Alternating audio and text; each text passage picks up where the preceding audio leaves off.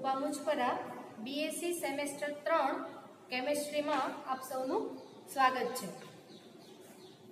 BSc semester 3 કેમેસ્ટ્રીમાં આપણા બે paper 301 અને 302 એમાં પેપર 302 જે આપણું ઓર્ગેનિક કેમેસ્ટ્રી અને એનાલિટિકલ કેમેસ્ટ્રીનું જે મિક્સ પેપર જે છે એનો યુનિટ નંબર 1 એના બે પાર્ટ છે। પહેલો પાર્ટ માં પ્યુરિન અને યુરાઇડ જે આપણે સ્ટાર્ટ કરીશું। આ પાર્ટમાં આપણે સૌપ્રથમ પ્યુરિન અને યુરાઇડની ઇન્ટ્રોડક્શન અને ડેફિનેશન, ત્યારબાદ આ ટોપિકનો મેઇન પાર્ટ યુરિક એસિડનું બંધારણ સાબિત કરો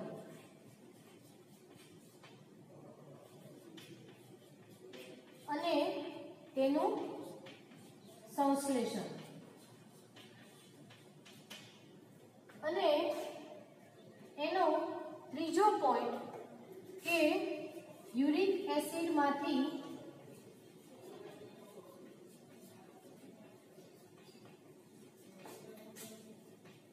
કેફીન, એડેનિન,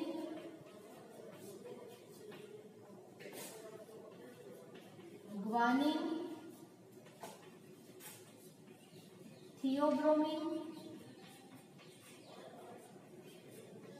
અને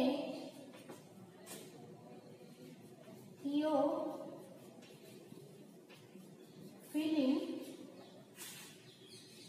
નું સંશ્લેષણ। તો યુનિટ નંબર 1 પેપર C302 એનો પહેલો પાર્ટ પ્યુરિન અને યુરાઇડ જે આપણે સ્ટાર્ટ કરીએ।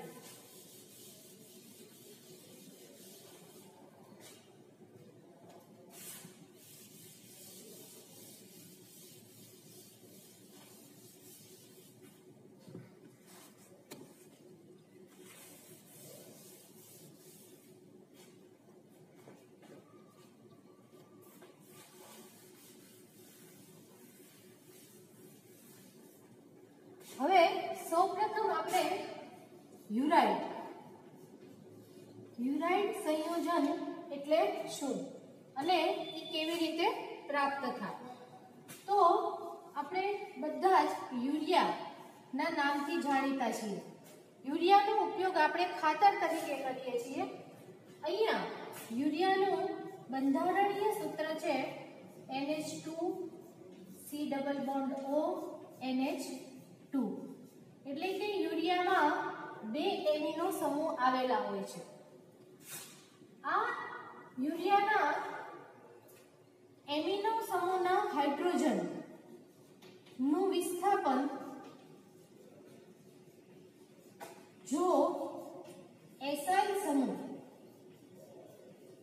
એસાઇલ એટલે કે CH3CO એસાઇલ સમૂહ વડે થાય તો બનતા સંયોજનને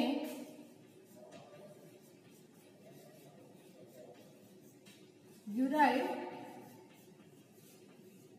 સંયોજન કહેવાય। તો એસાઇલ સમૂહનું વિસ્થાપન યુરિયા સાથે કોની પ્રક્રિયાથી થાય? તો યુરિયાની પ્રક્રિયા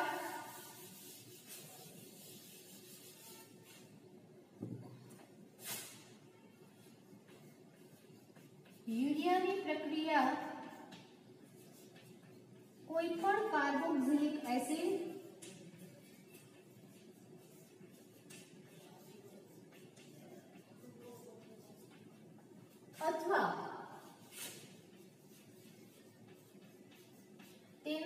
વ્યુત્પન્ન સાથે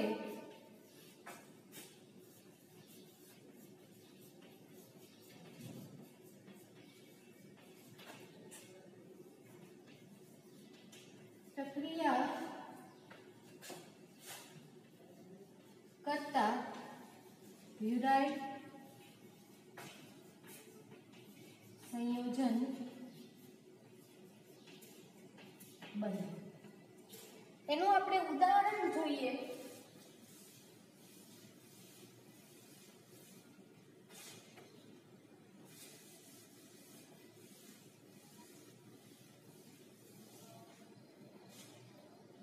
તો CA3COCl જેને કહેવાય એસિટાઇલ ક્લોરાઇડ. આ એસિટાઇલ ક્લોરાઇડ એસેટિક એસિડ એટલે કે કાર્બોક્સિલિક એસિડ અને HCl ની પ્રક્રિયાથી પ્રાપ્ત થાય, જે ફક્ત જાણકારી માટે છે. આ એસિટાઇલ ક્લોરાઇડની આપણે યુરિયા સાથે પ્રક્રિયા કરીએ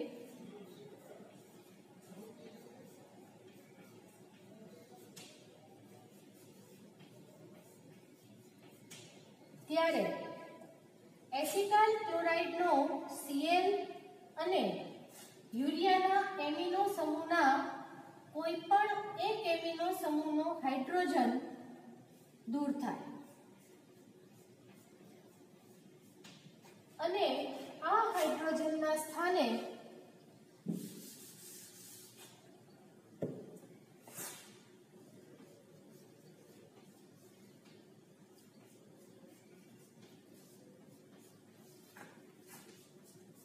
એસાઇલ સમૂહ એટલે કે CH3CO સમૂહ લાગવાથી આપણને યુરાઇડ પ્રાપ્ત થાય, જેને યુરાઇડ પણ કહેવાય અને બીજી રીતે એને એસિટાઇલ યુરિયા પણ કહેવાય. આ સાદા પ્રકારના યુરાઇડ સંયોજનો થયા. પરંતુ આપણે જો ચક્રીય યુરાઇડ બનાવવા હોય, જે આપણે યુરિક એસિડના બંધારણ માટે અગત્યના જે છે એવા ચક્રીય યુરાઇડ બનાવવા માટે આપણે ડાઇકાર્બોક્સિલિક એસિડ અથવા તો તેના કોઈ વ્યુત્પન્ન સાથે યુરિયાની પ્રક્રિયાથી બનાવી શકાય. તો ચક્રીય યુરાઇડ કેવી રીતે બનાવાય?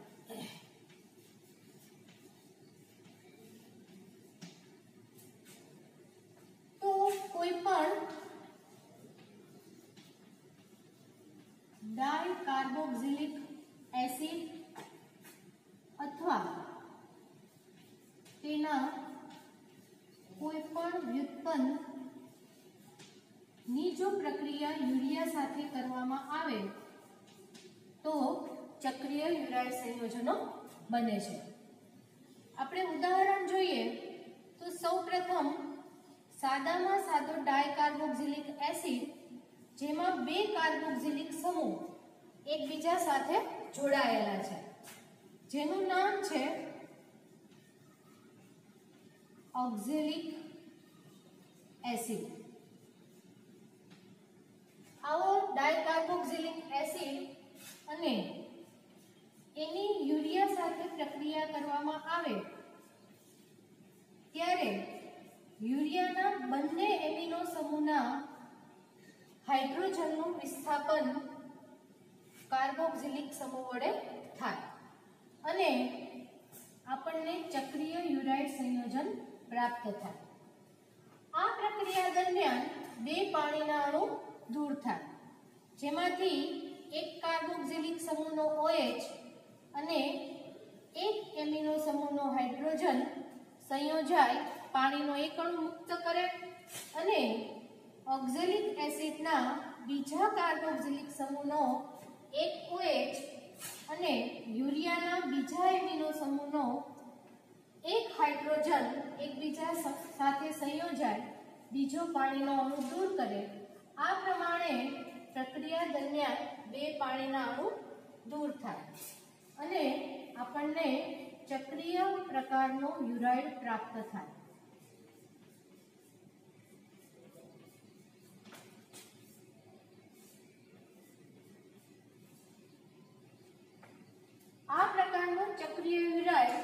જેને આપણે ઓક્ઝેલિક એસિડમાંથી બનતો હોવાથી એને ઓક્ઝેલિક યુરિયા પણ કહેવાય અને એનું મેઇન નામ છે પેરાબેનિક એસિડ. આ સંયોજનનો ઉપયોગ આપણે આગળ સતત યુરિક એસિડના બંધારણ માટે કરવામાં આવે છે, જેથી આ માળખું આપણે યાદ રાખવું ફરજિયાત છે. આ જ પ્રમાણે બીજો કોઈ પણ એક ડાયકાર્બોક્સિલિક એસિડનો ઉપયોગ કરી અને પણ આપણે ચક્રીય યુરાઇડ બનાવી શકીએ છીએ.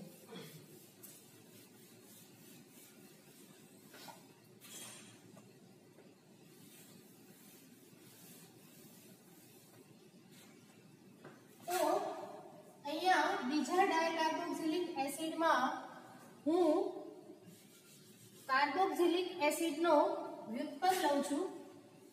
COO C2H5 CH2 COO C2H5 જેને કહેવાય મેલોનિક એસ્ટર. આ સાથે સાથે સમજતા તમારે દરેક જણાએ ડાયકાર્બોક્સિલિક એસિડમાં 2 કાર્બોક્સિલિક સમૂહ હોય અને 2 કાર્બન વાળો એસિડ તો કયો એસિડ, 3 કાર્બન અને 2 કાર્બોક્સિલિક સમૂહ હોય તો એસિડનું નામ કયું, એવી બધી સામાન્ય જાણકારી રાખી અને બધાના નામ પણ યાદ રાખવાના છે. આ મેલોનિક એસ્ટરની અહીંયા આપણે યુરિયા સાથે પ્રક્રિયા કરીશું એટલે યુરિયાના બંને એમિનો સમૂહના હાઇડ્રોજનનું વિસ્થાપન અહીંયા CO સમૂહ વડે થશે અને આપણને ચક્રીય યુરાઇડ પ્રાપ્ત થશે. અહીંયા મેં કાર્બોક્સિલિક એસિડનો એસ્ટર લીધેલો છે એટલે પ્રક્રિયા દરમિયાન આ એસ્ટરનો OC2H5 સમૂહ દૂર થશે, જે બંને એમિનો સમૂહના એક હાઇડ્રોજન સાથે જોડાય અને આલ્કોહોલ રૂપે દૂર થશે. આ પ્રક્રિયા દરમિયાન 2 આલ્કોહોલ અહીંયા ઇથેનોલ સ્વરૂપે દૂર થાય છે અને આપણને ચક્રીય યુરાઇડ પ્રાપ્ત થાય છે, જેને આપણે મેલોનાઇલ યુરિયા અથવા તો બાર્બિટ્યુરિક એસિડ તરીકે ઓળખીએ છીએ, જેને કહેવાય મેલોનાઇલ યુરિયા. કારણ કે મેલેનિક એસિડમાંથી બને છે એટલે એને આપણે મેલોનાઇલ યુરિયા કહેવાય અને એનું મેઇન નામ છે બાર્બિટ્યુરિક એસિડ. આ સંયોજનનો ઉપયોગ પણ આપણે વારંવાર યુરિક એસિડનું બંધારણ સમજવા માટે કરીએ છીએ. એટલે આ બાર્બિટ્યુરિક એસિડ અને પેરાબેનિક એસિડ આ બંનેના બંધારણ આપણે યાદ રાખવા જરૂરી છે. આ સામાન્ય પ્રસ્તાવના થઈ કે યુરાઇડ સંયોજન એટલે શું અને યુરાઇડ સંયોજનો કેવી રીતે બનાવી શકાય. હવે એના પછી આપણે યુરાઇડ સંયોજનના સાદા ગુણધર્મો, જેમાં ભૌતિક અને રાસાયણિક બંને ગુણધર્મો આવી જાય, એ પ્રમાણે આપણે આગળ કરીએ. તો ભૌતિક ગુણધર્મ જોઈએ. પહેલા સૌપ્રથમ યુરાઇડના ગુણધર્મ. એનો ભૌતિક ગુણધર્મ બહુ સિમ્પલ એક છે કે બધા જ યુરાઇડ મોટા ભાગે સ્ફટિકમય પદાર્થો છે.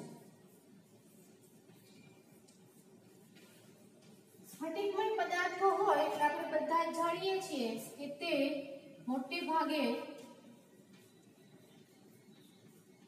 પાણીમાં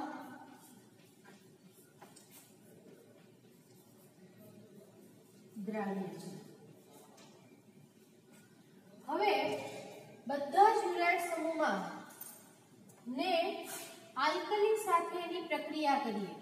આલ્કલી એટલે કે કોઈ પણ બેઝ સાથે આપણે એની પ્રક્રિયા કરીએ તો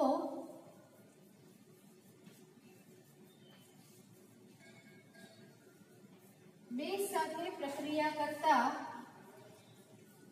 તેનું જળ વિભાજન થાય છે.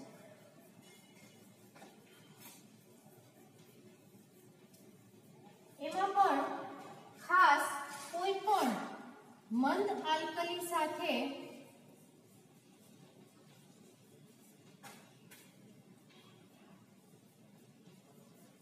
યુરાઇડ સંયોજનની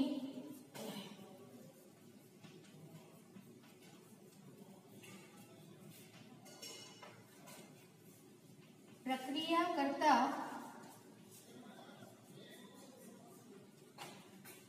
જળ વિભાજન થઈ પ્રથમ એનો યુરિનો એસિડ બને છે અને ત્યારબાદ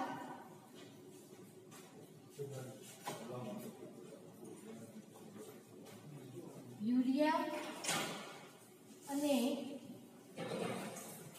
કાર્બોક્સિલિક એસિડ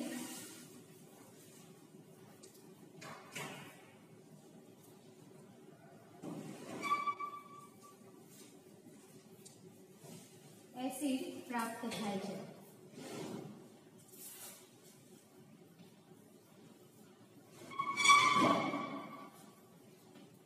તો આ એનો રાસાયણિક ગુણધર્મ કે જે મંદ આલ્કલી સાથે યુરાઇડની પ્રક્રિયા કરતા જળ વિભાજન થઈ અને યુરિનો એસિડ પ્રથમ બને છે અને ત્યારબાદ યુરિક એસિડ, ત્યારબાદ યુરિયા અને કાર્બોક્સિલિક એસિડ બને છે, જે આપણે એના ઉદાહરણ દ્વારા સમજીએ.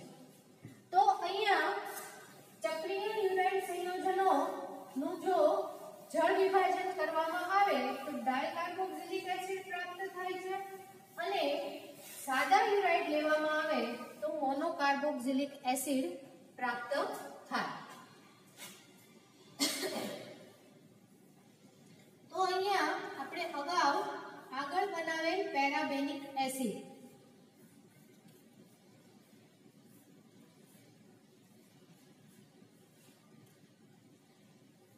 જે ચક્રીય પ્રકારનું યુરાઇડ સંયોજન છે.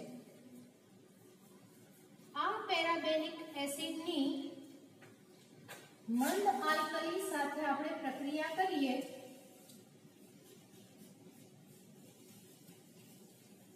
એટલે જળ વિભાજન થાય. જળ વિભાજનની પ્રક્રિયા થાય ત્યારે હંમેશા જે અણુ હોય એની અંદર એક પાણીનો અણુ ઉમેરાતો હોય. આ પ્રક્રિયા દરમિયાન ટોટલ 2 પાણીના અણુ એની અંદર ઉમેરાશે. પ્રથમમાં આ પાણીનો અણુ ઉમેરાશે ત્યારે આ પેરાબેનિક એસિડમાં આવેલા જે 2 CONH બંધ જે છે એમાંથી કોઈ પણ એક CONH બંધ અહીંયાથી બ્રેક થશે અને આ પાણીના અણુમાંથી OH સમૂહ અહીંયા જોડાશે અને એક હાઇડ્રોજન જે MS સાથે જોડાશે અને આ પ્રકારની આપણને સંયોજન પ્રાપ્ત થશે.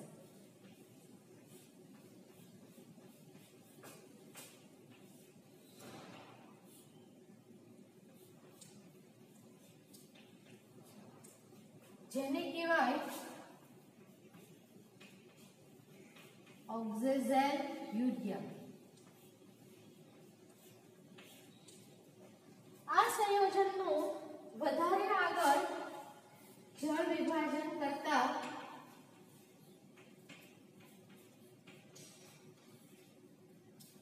મંદ આલ્કલી વડે આગળ આ જ રીતે જળ વિભાજનની પ્રક્રિયા ચાલુ રાખતા તેનું વધારે જળ વિભાજન થઈ અને જે બીજો CONH બંધ જે છે તે અહીંયાથી બ્રેક થશે. અગાઉની જેમ એક OH સમૂહ અહીંયા જોડાય અને કાર્બોક્સિલિક સમૂહ તરીકે પ્રાપ્ત થશે અને એક હાઇડ્રોજન અહીંયા જોડાય અને એમિનો સમૂહ તરીકે આપણને પ્રાપ્ત થશે અને ડાયકાર્બોક્સિલિક એસિડ તરીકે આપણને ઓક્ઝેલિક એસિડ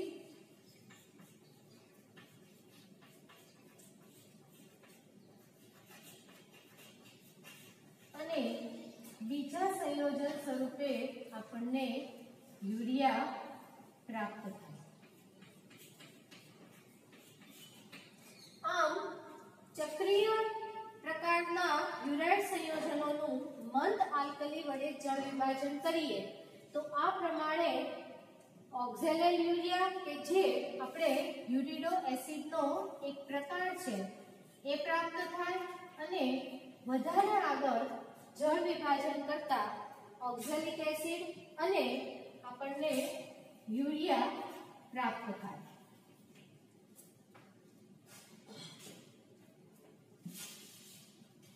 આ જ પ્રમાણે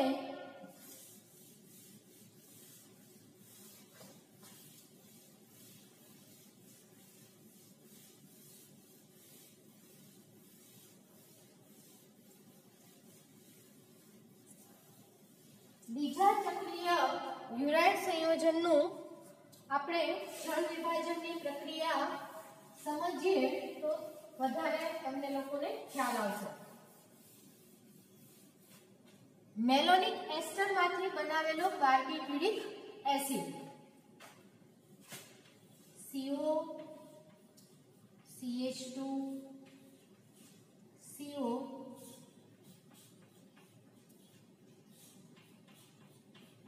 NH CO આ છે બાર્બિટ્યુરિક એસિડ. આ બાર્બિટ્યુરિક એસિડનું પણ અગાઉની જેમ જ મંદ આલ્કલી વડે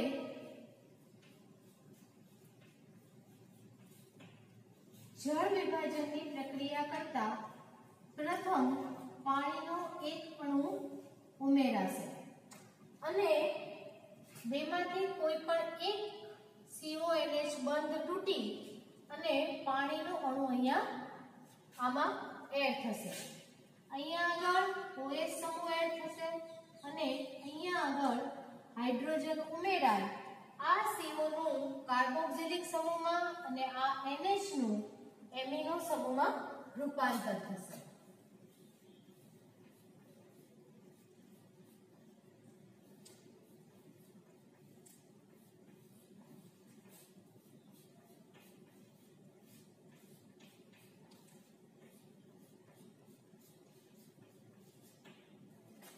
આ સંયોજનનું નામ છે યુરિડો એસિડ.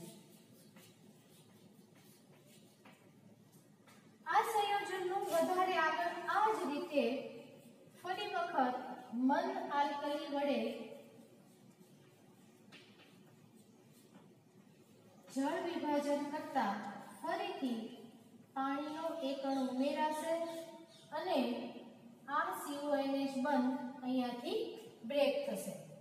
અહીંયા આગળ એક OH સમૂહ ઉમેરાય અને કાર્બોક્સિલિક સમૂહમાં ફેરવાશે. અહીંયા આગળ એક હાઇડ્રોજન ઉમેરાય તે એમિનો સમૂહમાં ફેરવાશે અને પ્રક્રિયાને અંતે આપણને ડાયકાર્બોક્સિલિક એસિડ સ્વરૂપે આપણને અહીંયા મેલોનિક એસિડ પ્રાપ્ત થશે અને બીજા સંયોજન તરીકે આપણને યુરિયા પ્રાપ્ત થશે.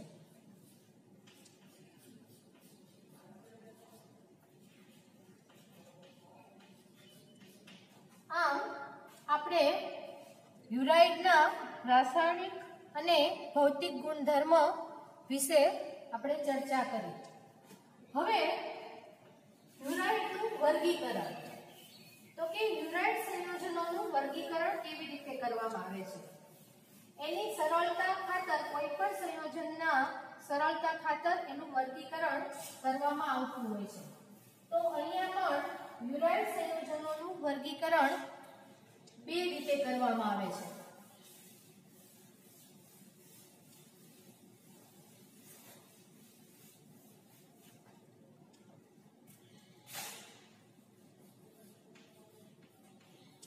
યુરાઇડ એનું બે રીતે વર્ગીકરણ કરવામાં આવે છે. પહેલા છે સાદા યુરાઇડ અને બીજા છે એ ચક્રીય યુરાઇડ. સાદા યુરાઇડના આગળ કોઈ પેટા વિભાગ નથી પડતા, પરંતુ ચક્રીય યુરાઇડના આગળ પાછા બે પેટા વિભાગ પડે છે. એક 5 સભ્યોવાળા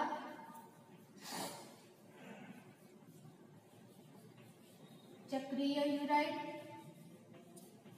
અને બીજા જે છે એ છે 6 સભ્યોવાળા ચક્રીય યુરાઇડ. તો સૌપ્રથમ આપણે સાદા યુરાઇડ સંયોજન વિશે સમજીએ. કેવી રીતે બનાવી શકાય? તો કોઈ પણ મોનોકાર્બોક્સિલિક એસિડ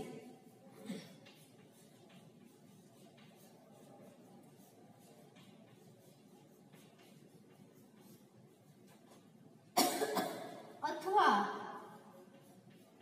તેના વ્યુત્પન્નની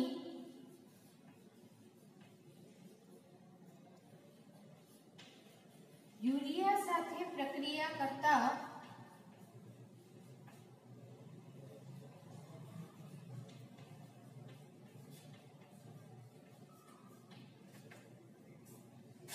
સાદા યુરાઇડ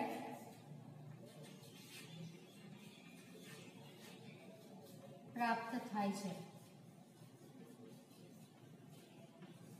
જેનું ઉદાહરણ દ્વારા હું સમજાવું છું. યુરાઇડનું વર્ગીકરણ આપણે બે રીતે કર્યું, સાદા યુરાઇડ અને ચક્રીય યુરાઇડ. તો સૌપ્રથમ આપણે સાદા યુરાઇડ લીધા. તો સાદા યુરાઇડ કેવી રીતે બને?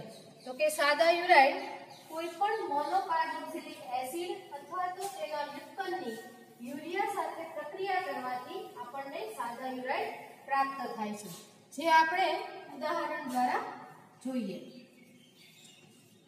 કાર્બોક્સિલિક એસિડનો વ્યુત્પન્ન એસિટાઇલ ક્લોરાઇડ, જે આપણે અગાઉ જોયું કે એસેટિક એસિડ અને HCl ની પ્રક્રિયાથી બનાવવામાં આવે.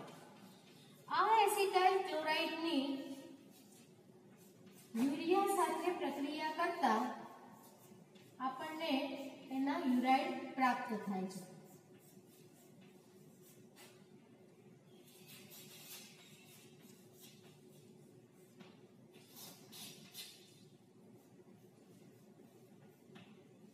એસિટાઇલ ક્લોરાઇડમાંનો ક્લોરીન અને યુરિયાના એમિનો સમૂહમાંનો કોઈ પણ એક એમિનો સમૂહનો હાઇડ્રોજન દૂર થાય અને HCl તરીકે જોડાય અને એ દૂર થાય છે અને આપણને એસિટાઇલ યુરિયા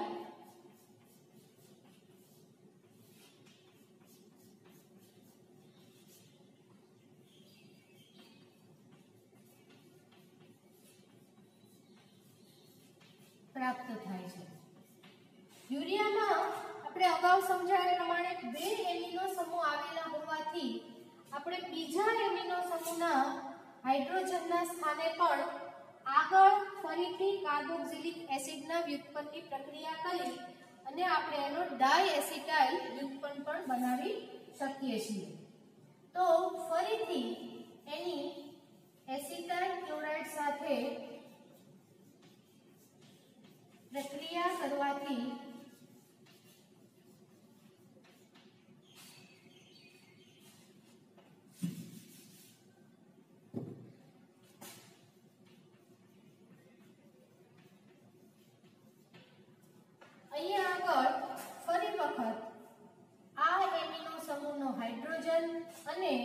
એસિટાઇલ ક્લોરાઇડમાંનું ક્લોરીન એકબીજા સાથે જોડાય HCl તરીકે દૂર થાય અને આપણને અહીંયા પ્રક્રિયાને અંતે ડાઇએસિટાઇલ વ્યુત્પન્ન મળે.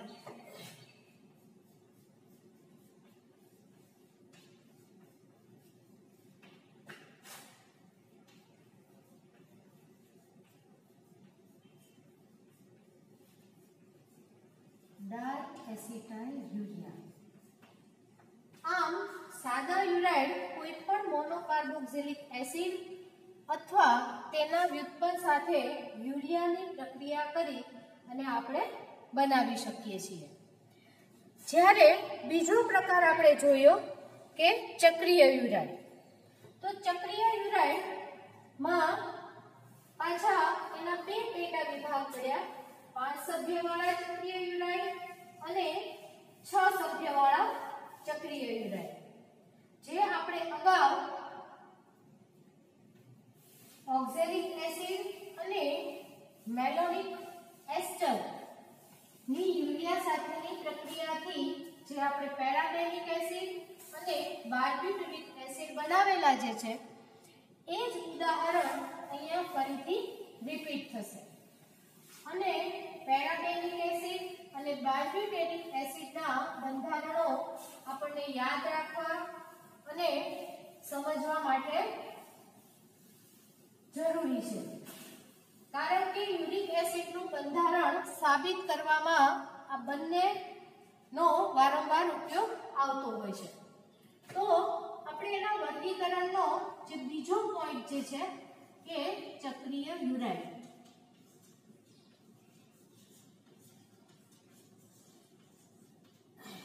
એનો પહેલો પેટા વિભાગ કે 5 સભ્યોવાળા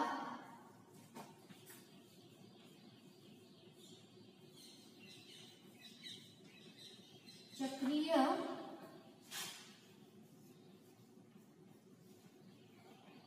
યુરાઇડ. તો એના ઉદાહરણ માટે આપણે જોઈએ તો ઓક્ઝેલિક એસિડ.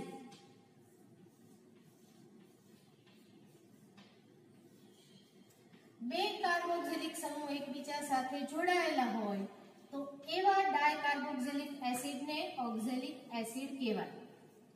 આ ઓક્ઝેલિક એસિડની યુરિયા સાથે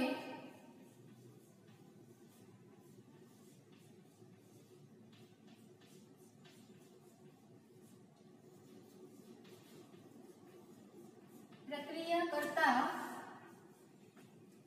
બંને કાર્બોક્સિલિક એસિડમાંથી એક OH અને બંને એમિનો સમૂહમાંથી એક હાઇડ્રોજન દૂર થાય અને આ રીતે પ્રક્રિયા દરમિયાન બે પાણીના અણુ દૂર થાય અને આપણને ચક્રીય યુરાઇડ સંયોજન પ્રાપ્ત થાય.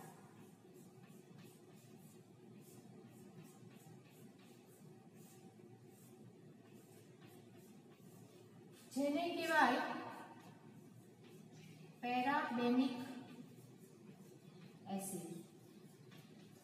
આ 5 સભ્યવાળા ચક્રીય યુરાઇડ સંયોજનનું ઉદાહરણ અને એની પ્રક્રિયા.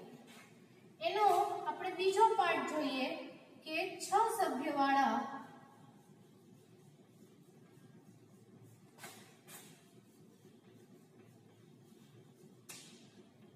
યુરાઇડ. તો એની મેલોનિક એસ્ટર અને યુરિયા સાથેની પ્રક્રિયાથી આપણે 6 સભ્યવાળા ચક્રીય યુરાઇડ બનાવી શકીએ.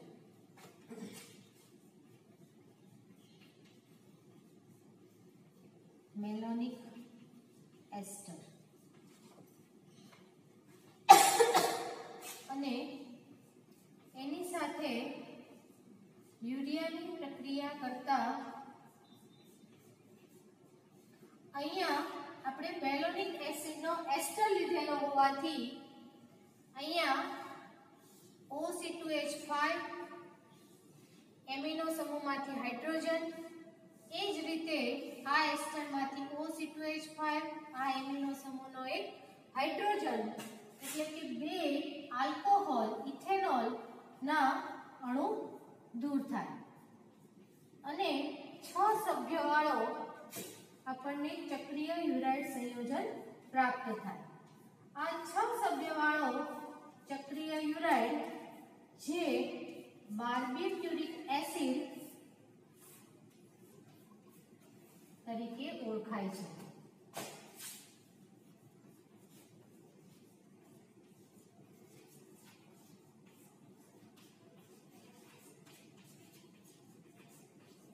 તો અહીંયા મેં તમને સૌપ્રથમ યુરાઇડ એટલે શું એ સમજાવ્યું કે યુરિયાની કોઈ પણ મોનોકાર્બોક્સિલિક એસિડ કે ડાયકાર્બોક્સિલિક એસિડ કે તેના વ્યુત્પન્ન સાથે પ્રક્રિયા કરવાથી આપણને હંમેશા યુરાઇડ સંયોજનો પ્રાપ્ત થાય। એના પછી યુરાઇડ સંયોજનો કેવી રીતે બનાવી શકાય, એના પછી યુરાઇડ સંયોજનોના ગુણધર્મો અને એના પછી લાસ્ટમાં યુરાઇડ સંયોજનોનું વર્ગીકરણ આ આપણે સમજ્યા। હવે આગળ પ્યુરિન સંયોજન એટલે શું?